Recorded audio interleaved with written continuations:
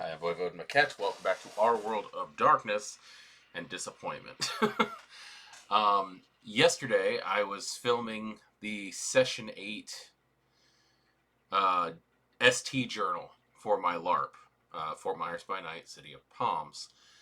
And I was getting ready to work on my upload schedule for it when I realized that I had not done an ST journal for Session 7, which was kind of important. I forgot. So that happened. So that's what this is. This video is going to go up before the one I already recorded yesterday, which hurts my head more than the fact that I missed an upload or missed a recording at all. So I'm going to try to get out what happened in Session 7, which was played at Lost World Books in Fort Myers, which is unfortunately temporarily closed. It's closed until further notice, I should actually say. Still not 100% sure on what's going on and why. I'm going to write the owners an email, make sure that they're okay. I just didn't want to I didn't want to write them an email right before game to make it seem like I was like, hey, saw you're closed. Do we still get in? Just in case it's an actual, important issue. There are other things that are more important in their lives, especially their business and their personal lives, that don't have anything to do with us. So I just didn't want to rush into that. So, a few things happened on the first Saturday of February, which was when we did Session 7. First off, there was some back and forths as far as support and opposition goes in the Camarilla Court, or in the courts, in the kindred courts of Fort Myers, I should say, because we do have a mix of independents, anarchs, and Camarilla in the city. First, I should probably say that there was a plan for February. The security team of Fort Myers, consisting of our Sheriff Courtney, the Brujah Primogen Rasputin, and a few others, mostly Clan Brujah, were in on what was about to happen. At least I thought they were. Apparently Courtney and Rasputin did not share anything, and it was a surprise to all. But that is neither here nor there. That is at the end of the night. So like I was saying, we had some back and forths as far as support and opposition went. We have a Malkavian by the name of Blake, who is also part of our security team. She primarily runs the legit, technological side security in the city. She gained enough support to gain a point of status. And it was unanimously decided that she would be the mistress of duckies. If you watch the Our Story Through memes that we do, it probably won't be any more clear. Basically, there's this whole, rubber ducky subplot thing that's going on that I did not institute, but it's actually taken on a serious tone, kind of. I don't know. It all started back when we were electing Primogen and Sheriff and all that stuff, and the Malkavian Lottie, who eventually actually did get to be Malkavian Primogen, was going for Sheriff, and she offered everybody a duck if she got it. And then she said half a duck if they don't, and everybody was worried about whether or not it was real ducks.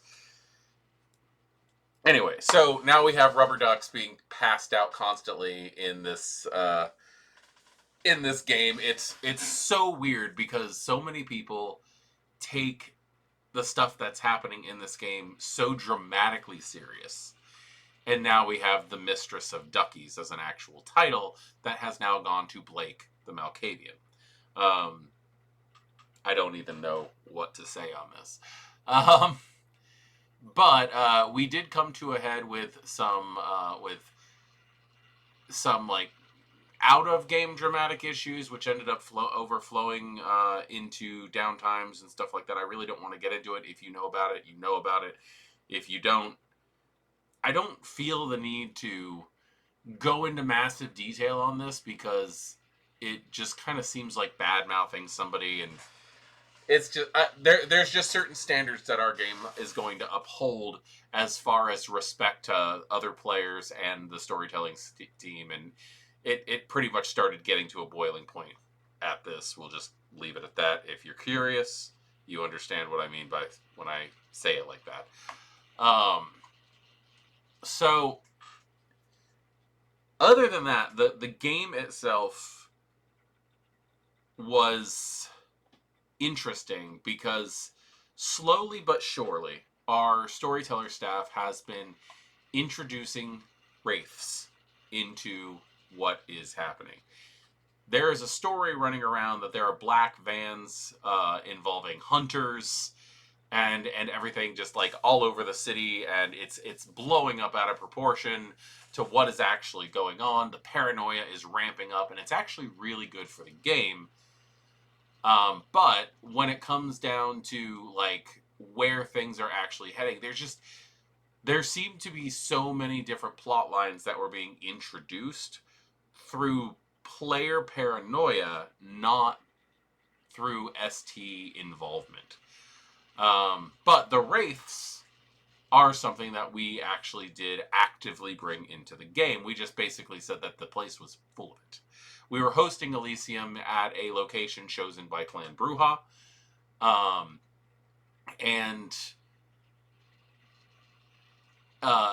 From what I remember, because it's not just me running the game, but our new ministry member, Xavier, as well as we have a Bruja named Tony, those two noticed the wraiths first, which started a panic of how do we get rid of the wraiths. Everybody blaming the Keeper of Elysium, who's a Zamitzi, on getting rid of the wraiths because it's his job to keep the Elysium safe. Him being like, I work with flesh and bone, and I'm a doctor. I have nothing to do with ghosts. Approaching members of Clan La Sombra and them just going, we have Oblivion, you think we can handle ghosts? That's racist. And truly, is it? Like, obviously, the Hecata would be the ones that people would typically think of handling wraiths with. But we did not have any Hecata. As the wraith thing was building tension in-game, we have a character named Proudmoore, who's a Bruja and has been kind of acting as like covert scourge for the Prince because he has a bit of a bloodlust and needed something to do. So the Prince was like, I will find things for you to do. He actually reached out using some of his contacts with the Hecata. He reached out with his contacts with La Sombra to try to get a hold of Hecata. It was a couple of hoops to jump through, and he made it so that a new Hecata NPC would end up being introduced in the game. I'm not really big on having storytellers play too many NPCs. I really do think it's best if you're running a LARP, unless there's a massively important situation happening, such as the massive amount of wraiths. It's really best for the storyteller staff members to only have like one NPC that acts almost as a player character. so that when people see them, they go, oh, okay, this is that person, and there's no confusion. You don't have to run around with name tags, signs, hats, or anything like that. It's just that person represents this person. Not to mention with how many players we actually have in the game, which is approaching 40 at this time, active, who show up and play. There's not much reason to have multiple NPCs. I have 3 off the top of my head. As a storyteller, I have 3 vampire NPCs. I have my prince, who I play pretty much 99% of the time. He is a Toreador by the name of Abraham Charles Myers. He is the guy that the city is named after. He's based off a historical figure, and I try to represent him most of the time. When I first started the game, and I had not brought the prince in yet because I was trying to feel out the game to see exactly how the game was going to go, I have W.P. Franklin. Again, another historical figure of Fort Myers. He was the mayor in 1917. I want to enunciate that properly. He was a general store owner. He was architect for the city. He was huge, and I basically turned him into like the caring grandfather figure, Malkavian, who's happy to help the local kindred, but is not happy about the political upheaval of the city. So if they want to find him, they specifically have to go get him. And most people should, especially his own clan, know where they can find him. W.P. Franklin, I'll just say it right now, he could be easily found at the Franklin Arms, which is a hotel that he built back when he was in the city as a living, breathing individual. And then my third is a retired Sabbat bishop who basically is just like, I want peace, I want quiet, and he's there just in case people are trying to poke anything or get any kind of Sabbat information or anything like that. He's older, he's tired, and he's just wanting to be left alone. But he lives in a place where more and more people are figuring out where his haven is. He's an old Tzimisce, and he's kind of a legacy character because back before I ran the Fort Myers LARP, we had another LARP in the city, and this was my character from back then. So he's kind of just here as I remember that guy kind of thing. Older players get a kick out of it, and newer players are terrified of the scary old Tzimisce who might be living in the creepy house. He's come in handy a couple times. So anyway, yes, Proudmoore brought in a Hecata, which is going to be introduced the next week, which I already filmed that one and filmed that ST journal, and introducing Levi was a great idea. It has already helped out tremendously with the Wraith plotline that is happening right now in the game.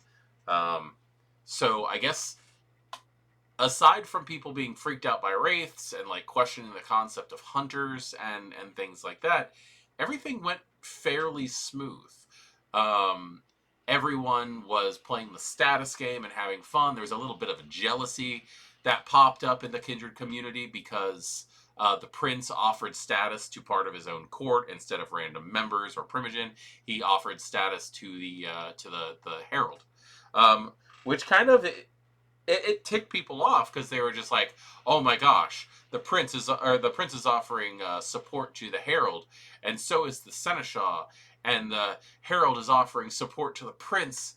Oh God, what do we do?" It was.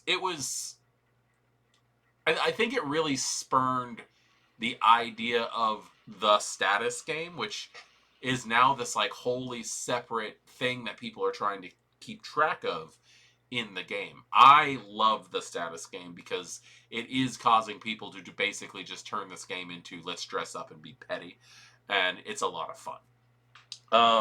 The big event. The Brujah had plans to meet this week to have a discussion of a clan structure that is being built with the help of the entire clan, where everybody stands politically, how people feel about the prince and all that stuff. Given the fact that the Brujah are primarily an anarch source, we have an interesting political landscape especially when it comes to the Bruja, because a lot of them are just like, we'll let the prince do what he's doing as long as he's not screwing with anybody at all. Like, basically, like, let him keep doing things until he shoots himself in the face, and then we'll handle it from then on. We have one Bruja, however, by the name of, everybody called him Nox. His name was actually, like, obnoxious. He was a very fun character, played by a long-term player and friend of mine who goes by Matt Wings online. So Nox is this, like, 80s superstar punk band, like, frontman. But he's also Sabat. That's right, I'm using the S word here.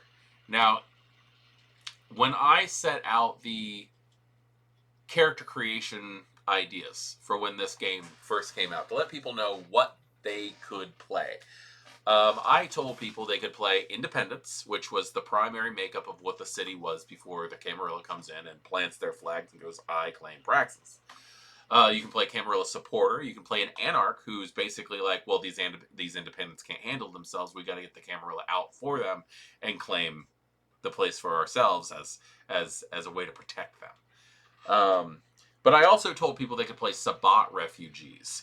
So as the Sabat ended up like getting beckoned or going over to the Gehenna War, the people who were left behind could be hiding in other domains trying to survive at this point.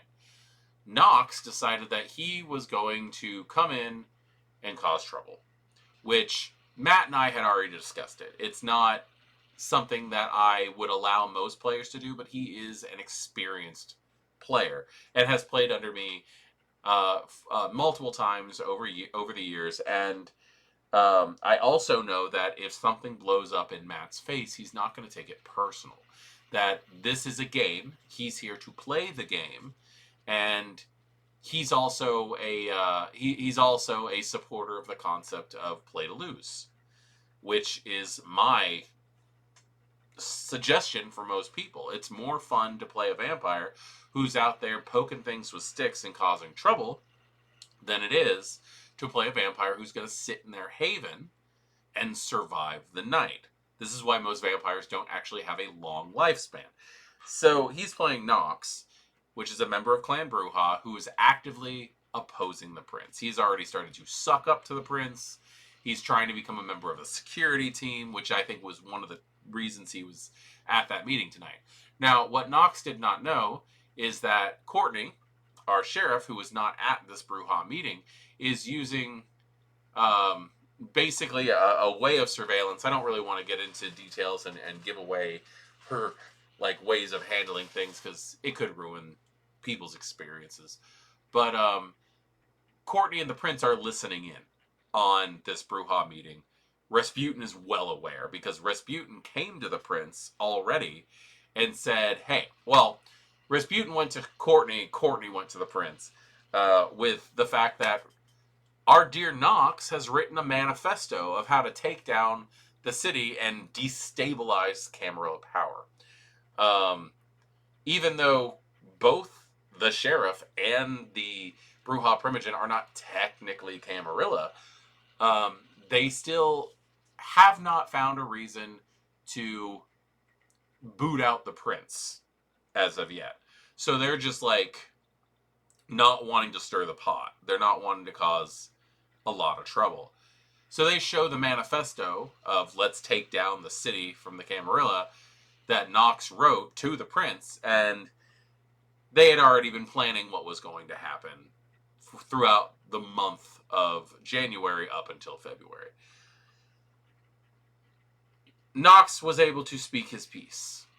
He was able to basically talk about how it sucks. They need to destabilize everything. It was actually a very well written out manifesto, which was actually inspired by like CIA tactics of destabilizing like enemy territories and stuff. It was well thought out and well played. Good job, Matt Wings, for the effort you put into this. However, you got to be careful who you show what to in these games. And you can't always trust the people that you think you can, such as your Primogen. we had actually had a conversation, the ST team, on whether or not Rasputin should take a stain for betraying the confidence of a clan member, but Nox was already proving that he was not worth treating, with respect when it came to that stuff, as he wanted to destabilize the city. So we let him speak his piece, and then when he was done, the sheriff and the prince walk out, showing everybody that they was there, and all hell breaks loose. Nox takes out a bottle of kerosene and a shotgun and shoots it, self-immolating. There was a confusing combat at that point in time, primarily because a good portion of the Brujah were old players who were used to second edition I'm gonna try to say those words again because they did not want to go with what I was attempting to use my mouth for. We have older players who are used to 2nd edition revised or 20th anniversary edition Mind's Eye Theater. So there was a lot of, okay, let's just slow down. What do these disciplines do? No, that was the last edition of the game. Let's talk about this again. And it's all combat disciplines. We've got people using potence and celerity back and forth here while they're trying to handle a situation with an inflamed vampire, while also people are trying to stake him while he's on fire. It was insane. Luckily, with talking out the situation, we were able to end the combat through common sense logic. This is happening. There's this many people involved. You are not getting away alive. What works best for the story? So that's actually something that I very much appreciate about this system, is that it does encourage Nordic LARP rules when the situation dictates it. And that means everybody sitting down for a second and talking about what is the better outcome for the game. And this was a good situation of that happening, where it might have been frustrating to deal with it. Once we all started to have an open dialogue about the situation, we were all on the same boat. So basically, he goes down, he is taken care of, and the prince orders the sheriff and the Primogenial Clan Brujah to get the clan out of there. He does not want them to get their hands dirty or to kill him because he's a member of their clan. And so he sends them out. There was a little bit of a behind-the-scenes thing going on with Matt Wings where I explained to him situations that was going on. I figured since his character was effectively lost at this point, that it was only fair to include him on some of the little background things that myself as the storyteller was putting him through. So later on, I had the sheriff gather everybody, bring them out. We all stood in a huge circle of the game, and I walk up with this big red cooler, and I sit it down. And, everybody's just like, what's in the box? It became very, very reminiscent of that scene from Seven. I passed out a copy. I had pre-printed copies of the manifesto for the Primogen Council. I passed out the manifesto so everybody could see exactly what Nox was up to, and everybody's reading it. And they're just like, well, this could have been bad. At which point, I opened the cooler, and I had made a prop and everything. I had gotten I reach into the cooler, and I describe dripping in honey the head of Nox. The prince had decapitated him and said, I will not condone treason or any type of betrayal like this. This is a warning to you all. Basically, I had taken one of those styrofoam heads, and because Nox was kind of just old punkish look, I ended up taking one of those really cruddy Heath Ledger Joker masks that just strap on, and I connected to that and I hold it up. And for any of you wondering why it was a cooler full of honey, honey is a preserving agent, and I guess in my game, this is just a house rule. I highly suggest that people do things like this. Honey stops things from breaking down. Bodies have been preserved in honey. So what I basically did was I said that the prince took Nox's head and put it in honey before it had a chance to completely ash, so that I could make my point. So now everybody thinks the prince is just collecting heads. It's basically how things worked. There's some fear going around in the city, and which is good because I want to sow that paranoia of what this prince might be capable of, what his goals might be, because that has been a question since I first brought him in. I've also encouraged, like, he is a real person. He has a Wikipedia article and plenty of other historical documents floating around online. I want people to be curious about this NPC, and this really brought out a lot of chances for that to happen. A lot of the characters were upset on the situation that they just saw, that the prince attacked and had a member of the city killed, but it was somebody who was also writing a manifesto and planning on attacking the prince and taking him out of the situation. Matt Wings handled the situation very well. I appreciate that. It was technically our first player death in game, due to the fact that when we had the issue a few months ago with the Revenants, none of the player character Revenants died.